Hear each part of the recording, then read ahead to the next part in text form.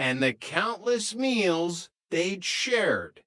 He thought of the way Jeanne always knew when he was lying to himself, and the way Chrissy could make the worst day feel like a Saturday morning cartoon.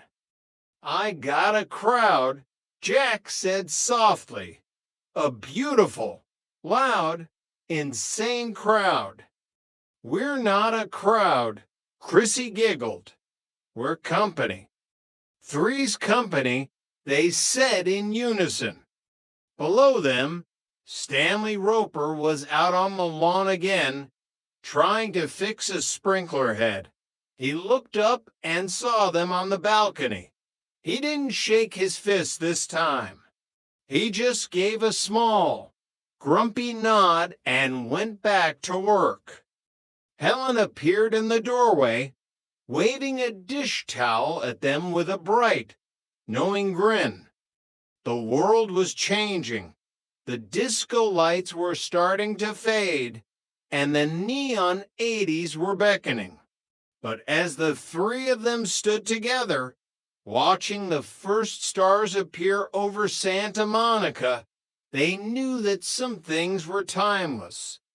Some things were worth the lies, the rent crises, and the deconstructed soulfuls. Because as long as they had each other, life would always be a ball again.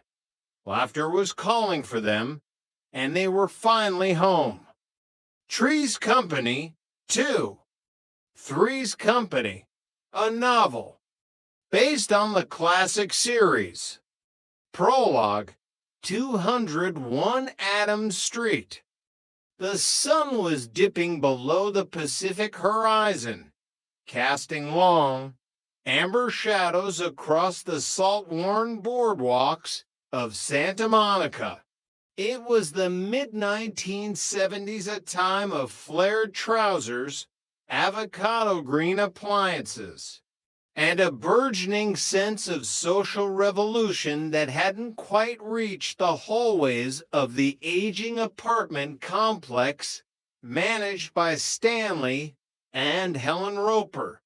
The air was thick with the scent of sea salt and car exhaust from the nearby Pacific Coast Highway, a constant hum that served as the soundtrack to 1,000 different lives. In apartment 201, the atmosphere was uniquely volatile. The air was often heavy, with the conflicting sense of Jack's experimental cooking, frequently a mix of burnt garlic and cheap wine, and the delicate, floral perfume that clung to Jeanne after a long shift at the flower shop. This apartment was the epicenter of a social experiment that, by all legal and moral standards of the day, was a ticking time bomb. There was Jeanne Wood, the sensible florist with a sharp tongue and a heart of gold. She was the glue that held their chaotic household together, possessing a pragmatism that often clashed with the whimsy of her roommates. Then there was Chrissy Snow, the blonde secretary whose innocence was as vast as her misunderstanding of basic metaphors. She moved through life with a wide-eyed wonder that was as charming as it was exasperating. And finally, there was Jack Tripper, the culinary student who is currently living a double life. To the world, he was a budding chef. To his landlord, he was a man whose lack of interest in women was the only thing keeping them all from eviction. This is their story, a comedy of errors, a drama of secrets, and a testament to the fact that in a world trying to find its new identity, three is, indeed, company. Chapter 1, The New York Enigma. Stanley Roper was a man of simple needs and complex frustrations. His life consisted of a repetitive cycle, fixing leaky pipes, usually resulting in bigger leaks, dodging his wife Helen's romantic advances with the agility of a seasoned pugilist, and maintaining a strict, albeit hypocritical, moral code over his tenants. He viewed himself as the captain of a very small, very damp ship. When his niece, Karen, arrived from New York, Stanley didn't see a young woman looking for adventure in the Golden State. He saw a precious, fragile cargo that needed to be guarded like the gold in Fort Knox. New York was a den of iniquity, but California, in his mind, was a playground for freaks and weirdos. "Be quiet, Helen," Stanley hissed, pacing the cramped confines of their ground floor apartment. The floorboards creaked under his weight, a sound he usually found comforting, but now found treacherous. "You're gonna wake Karen. She needs her rest." Helen Roper looked up from her emery board, her floral caftan shimmering in the dim evening light. She was a woman who lived for glamour in a world of linoleum. "Filing my nails is gonna wake up your knees. It's not the filing, Stanley, it's the breaking.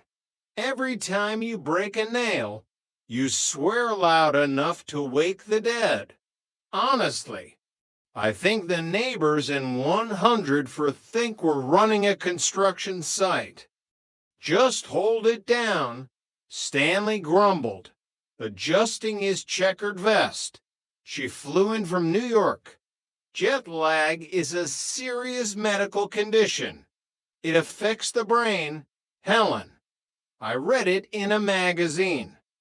"I married jet lag," Helen muttered under her breath, her eyes returning to her nails.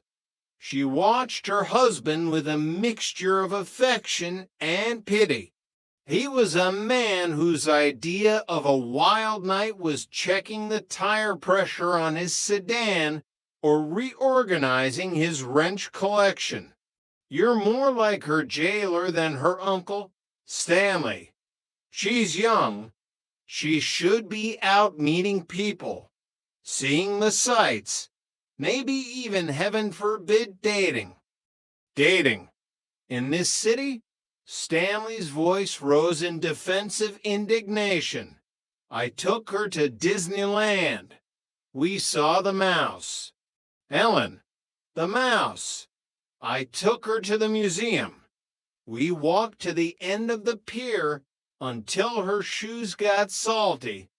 I even told her about my worst stories every night before bed. What more does a girl want?" Helen sighed, a long-suffering sound that encapsulated 20 years of unfulfilled expectations. "And you wonder why the girl is sleeping 14 hours a day. Boredom is a powerful sedative, Stanley. Your worst stories have a half-life of 5 minutes before they induce a coma." Stanley ignored her, his mind already churning with a desperate plan. He wanted Karen safe, but he also wanted Helen to stop complaining. And then a spark of inspiration hit him, a rare occurrence that usually heralded trouble for everyone involved. "The kid upstairs," Stanley said, a smirk forming on his face. "The one who, you know, likes the Andrews sisters." "Jack?" Helen asked, raising an eyebrow. She had a soft spot for Jack, sensing the vibrant life behind his safe facade. "Yeah, Tripper. Dating him would be as safe as sending her out in an armored truck. He wouldn't even